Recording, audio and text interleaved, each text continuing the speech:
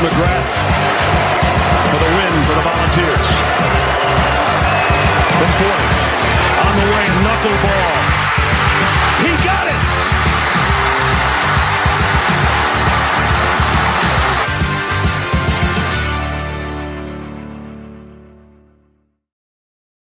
Welcome in to Bash's college football show here, Bash's CFB show on TikTok. I'm also revamping my Twitter for whatever reason. I got locked out of my old Twitter, so I'm trying to get this new Twitter up and running.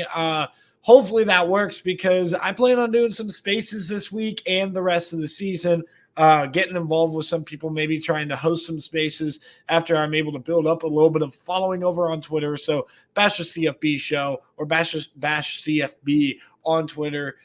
That's how you can find me, Colin Bashnagel, just as it's spelled right here. Maybe if you search that, you'll be able to find it. Just enough of that promotion. We're going to get straight into this show on August 28th. It is Monday here. So last thing I'm going to say is comment, like, and subscribe. I will remind you at the end of the show because if you are unsure about it right now, how about you just stick around and see if I know what I'm talking about or if what I'm saying is entertaining. All right, we're going to go over the week 0 games, and I'm going to make this a little bit quick. Since we usually wouldn't go through G5, I am going to kind of skip through the G5 and only talk about the Power 5 schools. Now, we will touch a little bit more on the G5 games based on Walk That Line, and we will touch more on Vanderbilt and Hawaii based on Walk That Line. So really, we're only going to talk about USC and San Jose State, and then Navy and Notre Dame. So we're going to start with USC versus San Jose State, because I feel like that's a more compelling conversation to start with. So, USC struggles offensively. Not offensively. Let me reset that, okay? Just in case I want to make a clip here. USC does not struggle offensively. They light it up, but their defense struggles. Listen. USC has a little bit of a problem now. They are decently explosive on defense, but they kind of were last year. You saw guys like Caleb Bullock flash last year. You saw that they had the leading sack leader in America last year. Now, of course, we saw true freshman Taka Curtis play, and I can eat my own words a little bit about that, but that's not necessarily a good thing. That means they do not have that depth at linebacker that we expected them to have. They allowed for Nick Nash specifically to absolutely tear them up through the air. And then, of course, San Jose State was able to run the ball at a very high clip. But a lot of people are talking about, oh, they're going to physically dominate. You got to watch this game, watch it back. A lot of what happened was they broke a couple of plays. Yes, they didn't get physically dominated at the point of attack, but they had a lot of problems with Chevin Cordero, who is not an elite athlete. In fact, he came from the Hawaii system with Todd Graham, in which they were trying to throw the ball around a lot, and that's, of course, what Hawaii does. Chevin Cordero has never really been looked at as a super mobile quarterback. In fact, Nick Nash was the mobile quarterback with Brent Brennan's former squad back in 2021. I shouldn't say former squad, but old squad back in 2021. That was their mobile threat, and he's now playing wide receiver and scoring 3 touchdowns on you. Concerns with the secondary, concerns with the ability to contain the quarterback run game. That's where you could talk about maybe the mobility of Sam Hartman and that dual threat ability, even though he's not a dual threat quarterback, being able to bite. And then Bo Nix, for sure, the bodaciousness that he is, he's going to run around, and he has done it his entire career. Who's to say he's not going to do that later in Autzen?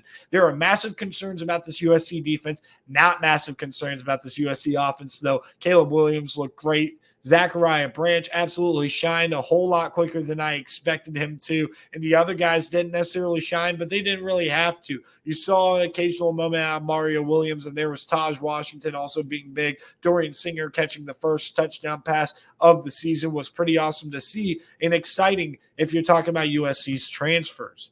All right, how about Notre Dame? Sam Hartman at Notre Dame in the new look. It's not that much different, I guess, because the gold helmets are still there. But, oh, gosh. At the end of the day, Sam Hartman looked really good. But this is a change that Jared Parker is going from compared to what Tommy Rees had at the University of Notre Dame.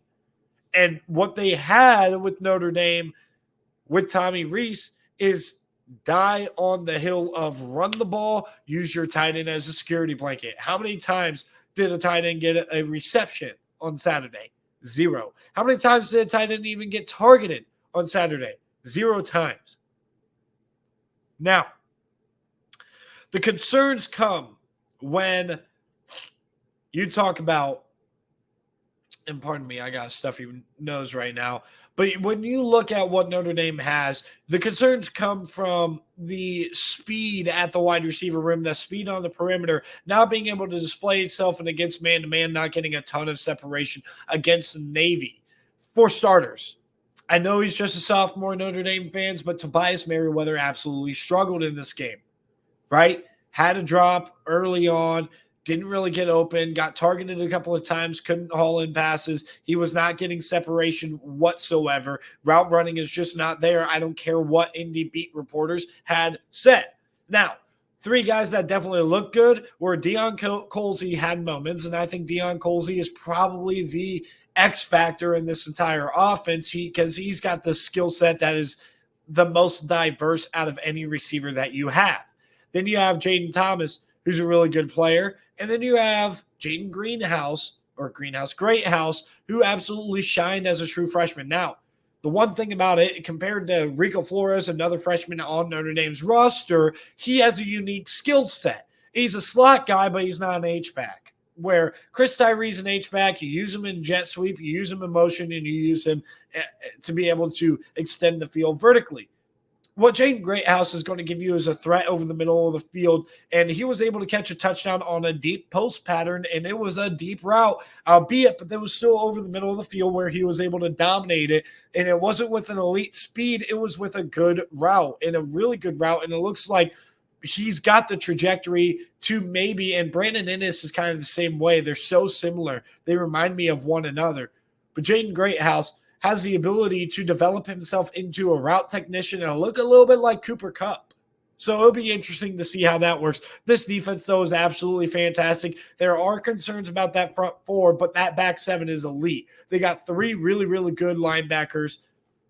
You start with Marist, right? He's just the guy flying around with the hair coming out the back, and he's just flying around. And then you got 2 stables, and J.D. Bertrand, the captain, and then Kaiser as well. So you like what you see out of Notre Dame's linebacker core. You didn't get to see their secondary too much, but they have a duo at corner with Benjamin Morrison and Cam Hart that's going to be really dangerous to see. We'll cover the rest of week 0 when we get to the Walk That Line segment. Let's talk about the Ohio High School football tour here. I went out to Olentangy Liberty High School in Central Ohio, just about 20 minutes north of Ohio State, and Ohio State had a couple of players playing in this game between Olentangy Liberty and Cleveland Glenville. Now, those Ohio State players did have their moments. Bryce West was able to get about 3 receptions for, I want to say, about 30 to 35 yards. Demarion Witten was able to have a couple of catches in this game, but he was bracketed the entire time. And what that did, taking an extra player out of the box for Olentangy Liberty,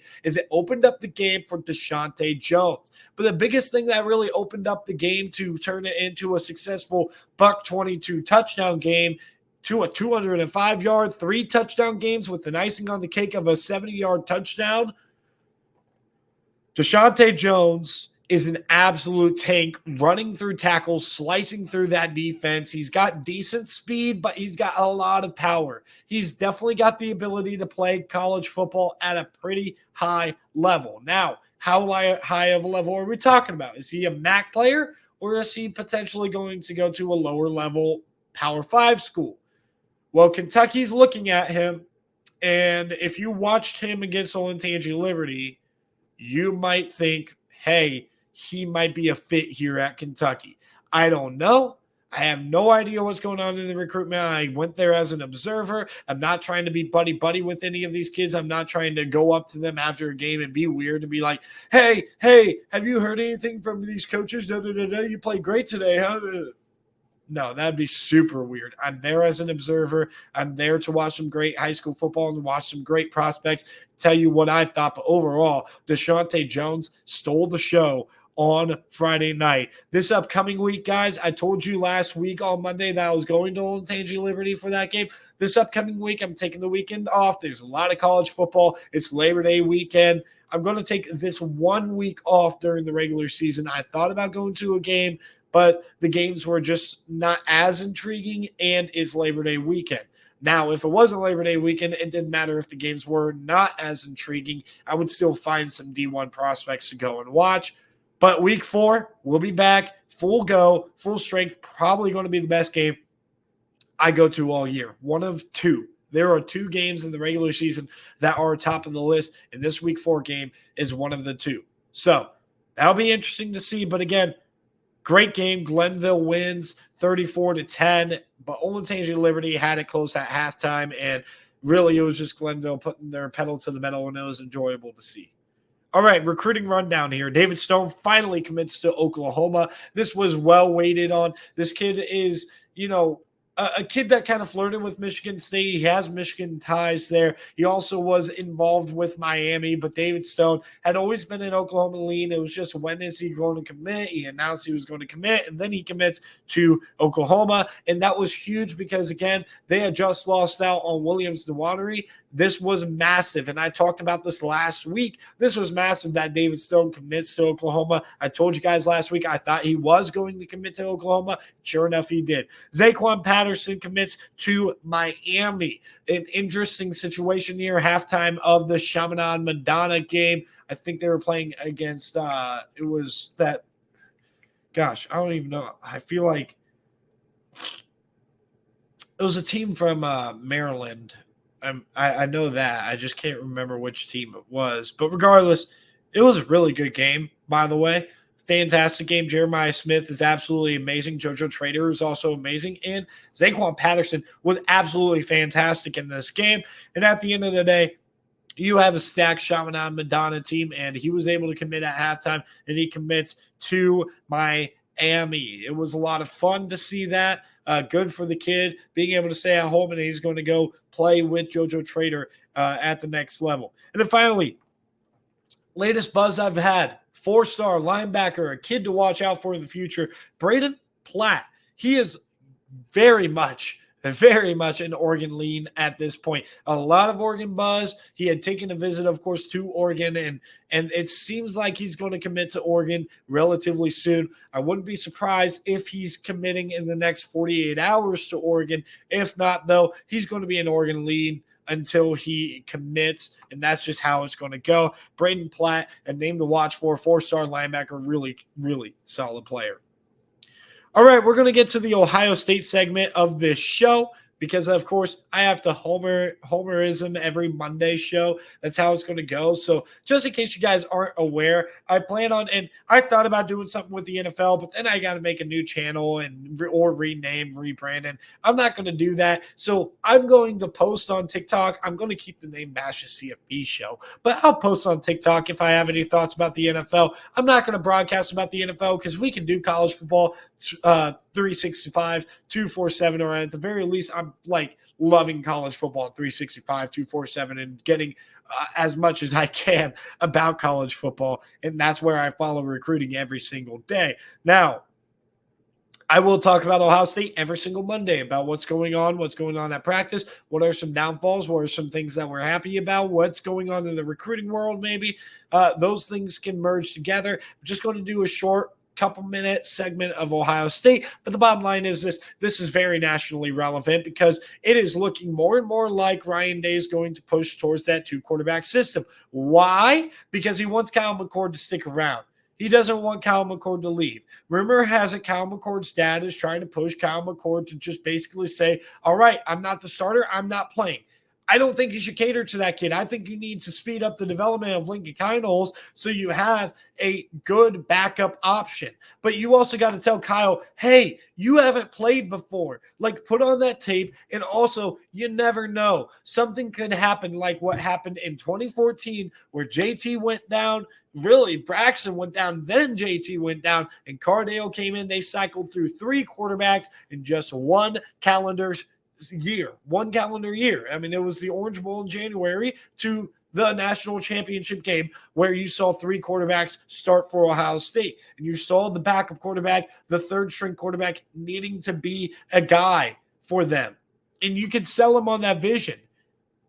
And you can sell him that he's going to be able to maybe expand his options. Let's not forget, and this is the big thing that you got to remember, let's not forget that Joe Burrow was very fortunate to stumble across LSU. Because keep in mind, if you go back to circa spring of 2018, when he starts looking around, Nebraska and Scott Frost, funny, turned him down. Right? Said that he's not good enough to be here. Ed Orgeron took a flyer on him, knowing secretly that, oh, crap, we do not have a guy. Miles Brennan is not him. You can sell him on multiple visions here to keep him engaged and keep him in here. Him pouting and acting like a child, allegedly, about this situation is not going to help Kyle McCord succeed going forward, and it certainly is going to hurt your football team, which needs to take number one priority of not hurting your football team. And it certainly is unfair to Devin Brown, who has clearly outplayed him in fall camp. So why not just come out and say Devin Brown's a starter? I hope, and I really hope, that this is all window dressing and Ryan Day and this staff has made Devin Brown the starter and given him starting reps. They're just not telling the public that. They're not even telling Zach Smith that. They're not telling anything. And at the end of the day, if I see a 2-quarterback system on Saturday as a Buckeye fan, I'm going to be fired up. That defense is going to be better and should be better. But if it's not, and if Indiana is able to score a little bit, why would you play 2 quarterbacks? That's where my confusion comes, and that's the big problem with Ohio State's current situation. All right, we got a couple more segments here. Mason Smith out for LSU, suspended retroactively because of the change of rules that we had within the NCAA a couple of weeks after this happened. This alleged event happened, and clearly he's been proven guilty, I guess. Suspended for the biggest game of the first probably 3 weeks. I get we have Texas at Alabama, but I mean, come on. Like, this is massive because the loser you could probably eliminate from playoff contention. But even then, this is going to be a big boost to whoever wins, and Mason Smith is out. Now, Mason Smith missed all of last season, and Mason Smith, as a defensive tackle, impactful player, but it's not going to be something that absolutely changes the game as far as whether or not LSU can win or not. And the fact of the matter is this. Albeit they play on Sunday, so this is less of a factor, but you're looking at a hurricane hit in Tallahassee probably tomorrow night or Wednesday, which is going to affect the practice schedule, no doubt, for Florida State, because even if it doesn't, Tallahassee, Orlando, the game's being played in Orlando, doesn't matter if they end up trying to move practice or something like that. It's going to be hard to deal with all this in the middle of the week during your game prep week. I know they have been preparing for LSU, and it being the first game of the year softens the blow a little bit. But honestly, like Mason Smith being out versus having to game plan a practice for game prep all week, a week of game prep, which is worse, like having that stunted because of a hurricane or Mason Smith? So to both fan bases out there, the excuses are already starting to be made. If LSU loses, do not come at me saying Mason Smith is out. You were missing Mason Smith all of last year, since the second quarter of the Florida State game last year, which what are you going to do, retroactively say, hey, Florida State beat us because Mason Smith was out for half the game last year? No, you're not going to do that, right? That was not your team at the end of the day because Mason Smith was hurt. But also, Florida State, on the other side, like, they are missing an impactful player here. Do not make an excuse that because you had to deal with this unforeseen circumstance with the hurricane in the middle of your game prep week, and it's an overlooked detail that people are probably not going to remember. But hey, could that be an excuse that builds for Florida State fans if LSU wins? The answer is 100% Yes. Now, the one thing I will tell you, I do expect for Keon Coleman and Johnny Wilson to have a big, big day. My pick that I made in the preseason for this game might just change. It just might not, though. I mean, I really like this matchup a lot. I think that this will have a lot of points as well. I think LSU is going to come out guns blazing, and I certainly think Florida State is going to as well. This is going to be one heck of a game with or without Mason Smith. It sucks that this happened. I hate the NCAA for a lot of different reasons, and this is just the latest example. The rule changed. So just from here on out, stop suspending players no matter when the event happened. Stop doing it. NIL is a thing for a reason that has been legalized. And just because he took advantage of his NIL 2 weeks before it went into action, it doesn't mean the kid should be suspended. And at that, it's not NIL like we know it. It's autographs. Come on now. All right, final thing we're going to do is walk the line review. Whoa, that rhymed. Sneeze coming. Sorry. All right. Walk that line was not so hot. Now, I did make it up to myself without a post or anything like that. And of course, I hadn't had access to Twitter, so it was kind of hard to make a post or whatever. But walk that line. We go 1-3. Thank you to USC for bailing me out a little bit and hitting that over 48.5 points. I love you for that, USC's offense. I'm not going to talk about your defense, but I was kind of leaning towards San Jose State when it comes to the against the spread. Now, we can talk about the other three. Vanderbilt, you are on my bad side. You had the ball bounce your way many times. You were up by 3 scores in the fourth quarter. Why? Like, what happened here, dude? So you're up by 3 scores. Let me get this straight. You're up by 3 scores in the fourth quarter. You let Hawaii come back, get it within 7, and then you proceed to struggle and end up turning the ball to Hawaii and then letting Hawaii. And by the way, I'm just going to say this right now. Hawaii was really impressive. I am not trying to take anything away from them, but my gosh, Vanderbilt, I hope you go like 2-10 or 3-9 like you used to going, and 0-8 in the SEC like you used to going, because that upset me. Speaking of upset me, I'm going to get to you in a second, UTEP, because you upset me the most out of anybody but New Mexico State, albeit UMass looked a lot better than I expected. But what are we doing? What are we doing, Aggies? You're at home in the heat of New Mexico in the summer, and you lose to UMass. All I needed you to do, you were a 7-point favorite. You closed as an 8-point favorite. All I needed you to do, New Mexico State, is pull off the dub. And you refused to do it. Now, them winning would not have mattered because UTEP lost. And I had UTEP minus 1.5 against Jacksonville State. UTEP outgained Jacksonville State, but they kept turning the ball over. They had multiple drops, and they had bad coaching decisions down the stretch. 3rd and 1, Nana DeMel decides to go to the air. He had a drop pass in the end zone. All right, that's fine. Either they're going to kick the field goal or they're going to run the ball and get that first down. Nope, they go to the air again and again, and then complete pass or intercepted. I can't remember which one it was. All I remember was I was so sad because that was I was really confident UTEP would win. And I honestly felt like UTEP was a better team in this game that kept making the mistakes, and Jacksonville State stayed pretty mistake-free.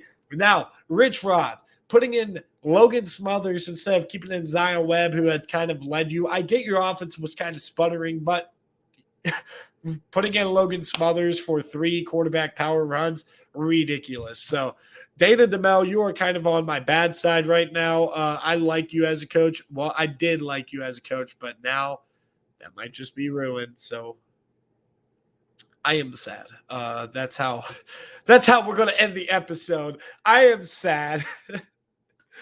And I'm a little bit upset that ended up transpiring like that. But with that being said, guys, I really appreciate you guys tuning in to the show today. And make sure you guys like and subscribe. And without further ado, we're going to end it on that note. We'll see you guys later in the week as we preview Thursday and Friday's games. It will be a quicker preview just because we can separate like that and then move to Saturday, Sunday, Monday. Oh my gosh. Sorry about that. Saturday, Sunday, Monday. Probably, I want to say Thursday before kickoff of the big game. So probably Wednesday I'll be back on here. And then Thursday I should be back on here as well. Or both of them will get knocked out on Wednesday. But there will be 2 separate videos regardless. So thank you guys for tuning in. Really appreciate it. We'll see you guys.